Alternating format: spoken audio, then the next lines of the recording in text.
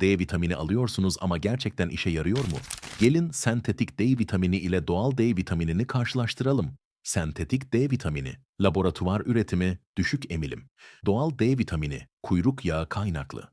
Yüksek biyoyararlanım, doğal destek. Biri doğadan, diğeri fabrikadan. D vitamini tek başına vücudunuzda tam anlamıyla aktif hale gelmez. Bor minerali, D vitamininin etkinliğini artırır ve kemik sağlığını destekler. Doğal olan her zaman en iyisidir. Gerçek D vitamini istiyorsanız bor ile desteklemelisiniz. Daha fazla bilgi için bizimle iletişime geçebilirsiniz.